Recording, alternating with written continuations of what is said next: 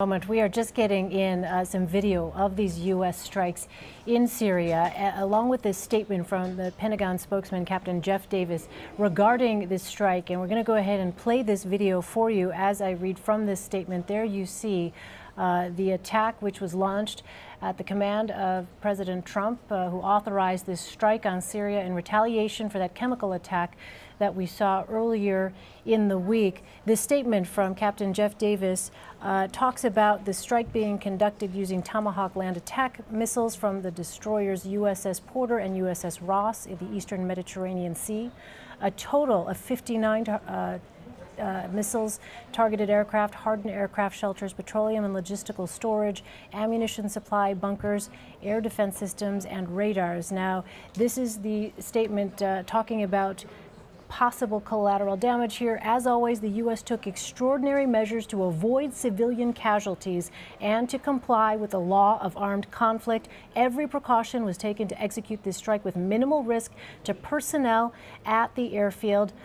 This statement goes on to talk about Russian forces were notified in advance of the strike using the established deconfliction line. U.S. military planners took precautions to minimize risk to Russian or Syrian personnel located at the airfield. We are assessing the results of the strike. Initial indications are that this strike has severely damaged or destroyed Syrian aircraft and support infrastructure and equipment at the Sharat airfield, reducing the Syrian government's ability to deliver chemical weapons. The use of chemical weapons against innocent people will not be tolerated.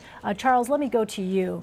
It appears, as we are hearing from the Pentagon, steps were taken to mitigate casualties, civilian casualties, as well as Russian or Syrian casualties as well. However, if in fact, say, Russian forces may have been killed as part of this airstrike on this airfield, what would that potentially do in terms of escalating this conflict? Well, I think if Russian forces were killed, I think it would certainly force Moscow to consider having to respond in some kind of aggressive way. But I think that's precisely why all kinds of various attempts will have been made on the U.S. side to have prevented that kind of a scenario from taking place. I mean, we do know in open source information that this specific airbase has housed Russian helicopters almost ever since Russia intervened in Syria. I don't know if those helicopters were still there when the strikes took place, but certainly I think the Department of Defense has made clear that the cruise missile strikes tonight very specifically did not target a specific area of the base where Russians were known to have operated. But nevertheless, it's pretty clear, and it's been consistently the case for a long time now, that this has been a base shared between the Russian military and the Syrian military. I don't expect any Russians have been killed in this strike. But as I say, if they have, then I think it would force Moscow to respond in some kind of an aggressive fashion, although I agree with some earlier guests who made it very clear that it simply put, Russia would be acting very stupidly and very short-sightedly if it acted directly against the United States.